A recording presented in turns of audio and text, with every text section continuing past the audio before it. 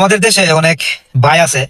তো যেই ভাইয়ের কাছে তার যে আপন ভাইয়েরা আছে, ছোট ভাইয়েরা আছে, বোনেরা আছে, তো সেই আপন ভাই, তারপরে বোন, তার মা বাবা, তারা কেউই তার কাছে আপন না।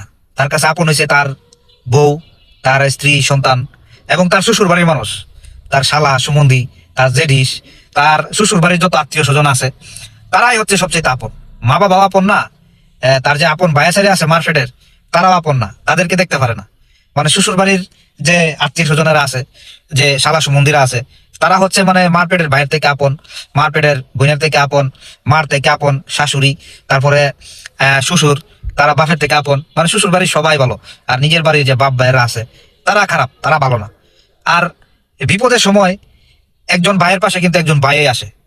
আর যখন বিপদে পড়ে তখন এই যে বাবা নামক যে বট গাছ, সেই কিন্তু আগে আসে। সে ভিক্ষা করুক, মানুষের হাতে পায়ে ধরুক, যাই করুক না করুক, সেই বাপে কিন্তু আসে এই সমস্যার সমাধান দেওয়ার জন্য। তো যারা এরকম নিজের বাপ ভাই আত্মীয় স্বজন সবাইকে, আপনজনদেরকে ভুলে গিয়ে অন্যদেরকে আপনজন ভেবে নিছেন, সময় বলে দিবে, সময় এই কথা বলবে কখন যে কি হয়, কারা আপনার পাশে বিপদের সময় কাছে দাঁড়ায়।